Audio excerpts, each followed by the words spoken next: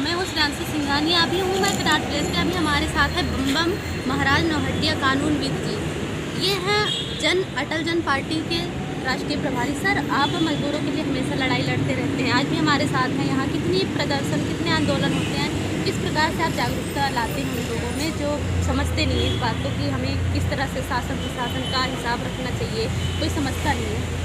देखिए, सबसे बड़ी बात क्या है, हम लोग जब पढ़ाई करते थे ना, तो उसमें एक कविता आई थी जो कुपही में यहाँ भंग पड़ी है। मतलब जब कुआं में भांग घोल दिया जाता है तो सारे बोराए हुए रहते हैं।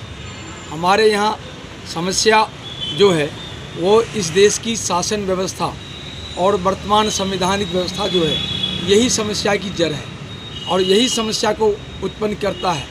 और सबसे बड़ी बात यह है, जब तक ये अंग्रेज़ों की शासन व्यवस्था, अंग्रेज़ों का ये बनाया हुआ संविधान और ये कॉपी पेस्ट किया हुआ संविधान इस देश में रहेगा, तब तक इस देश का भविष्य असुरक्षित ही रहेगा।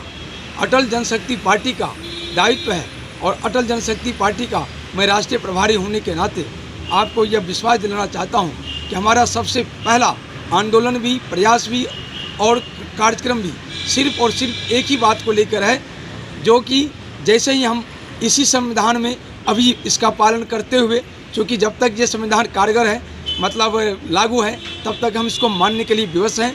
किंतु इसी संविधान को मानकर जिस वक्त हम देश में अपनी सरकार बना लेंगे, मेजॉरिटी प्राप्त कर लेंगे, उसी दिन सबसे पहले इस संविधान व्यवस्था को गटर में डाल देंगे संसद के ही द्वारा। दोनों सर, आप बार बार ये कह रहे हो कि संविधान की क्या है कि आप कहना चाहते हो कि संविधान देश के प्रति गुलामी का प्रतीक है? ये संविधान ही देश के प्रति सबसे बड़ा गुलामी का प्रतीक है और महागुलामी का जंजीर है। ये जो शासन व्यवस्था है, चाहे कोई भी कहे, मैं चैलेंज के साथ कहता हूँ भारत सरकार को, भारत में जितनी MP MLA हैं, सांसद हैं और जितने न्यायिक व्यवस्था है, सब बैठ के बहस करे और ये साबित कर दे यह देश आज़ाद है तो कैसे आज़ाद है। यह देश अगर आज़ाद है तो सिर्फ एक बात के लिए आज़ाद है, अराजक तत्वों के लिए आज़ाद है। जैसे कि 26 जनवरी का शमशान कांड करने के बाद भी राकेश टिकैत ऐसे अराजक तत्व जमा हुआ है देश दिल्ली के बॉर्डरों पर और वहाँ मतलब देश को नुकसान दे रहा है। ये देश सिर्फ अराजक तत्वों के लिए आज़ाद है। ये संवैधानिक व्यवस्था, ये शासन व्यवस्था सिर्फ अराजक तत्वों का मालिक है, प्रतिनिधित्व करता है, बाकी देशभक्तों का नहीं। कोई भी देशभक्त अगर है और संविधान को मानने वाला है तो उसको ये संविधान, ये शासन व्यवस्था संपूर्ण प्रताड़ित करता है। सर, अभी देशवासी आपको सुन रहे हैं, जान रहे हैं, अभी उनको क्या संदेश देना चाहते हैं? देशवासी को मैं सीधी बात कहना चाहता हूँ, जो आने वाले समय में अटल जनशक्ति पार्टी ही देश में सरकार बनाएगी और देश की दशा और दिशा को बदलने के लिए हमारे लिए 2022 चुनौतीपूर्ण वर्ष रहेगा। क्योंकि 2022 में हम दिल्ली की 272 निगम सीट जीतेंगे और 272 का 272 सीट निगम सीट जीतने के बाद मेरा अगला कुछ होगा यूपी में कुछ होगा और बीजेपी सरकार के साथ बातचीत होगी। अगर बीजेपी की सरकार मुझे राष्ट्रपति का नॉमिनेट करने के लिए मुझे एक्सेप्ट कर लेता है कैंडिडेट के तौर पर, तब तो मैं बीजेपी सरकार के साथ रहूँगा।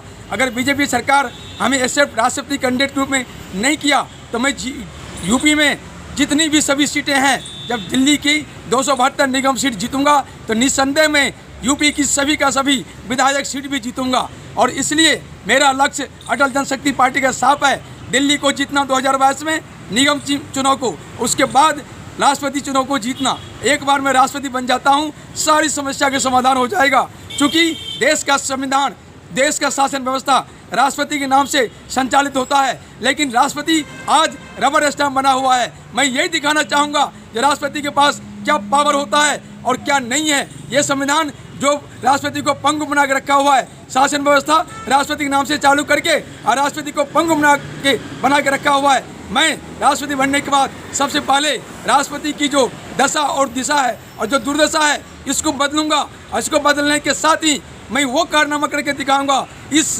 गटर वाले संविधान को, जो संविधान देश को सबसे बड़ी बीमारी का जड़ है, जिसकी वजह से ही देश दुर्गति की ओर जा रहा है, जिसकी वजह से ही देश की यह दशा और दिशा है, उसको बदलकर 21 कानून के रूप में देश का शासन व्यवस्था चलाऊंगा। इस प्रकार जो देश का डेली लोग चुनाव में फंसे रहते हैं, चुनाव जितनी जो व्यवस्था है सबको समाप्त करूंगा। एक ऐसा व्यवस्था, एक ऐसा शासन व्यवस्था देश को दूंगा जो विश्व के लिए एक सिरमौर बनेगा, एक उदाहरण बनेगा और भारत का काया कल्प कर देगा। और जिस दिन मैं अपनी शासन व्यवस्था इस देश को दूंगा, उसी दिन से यह देश आज़ादी का नया प्रमाण चढ़ेगा, उस दिन भारत को आज़ादी मिलेगी। बहुत ही अच्छी जानकारी दी माननीय बम बम महाराज जी।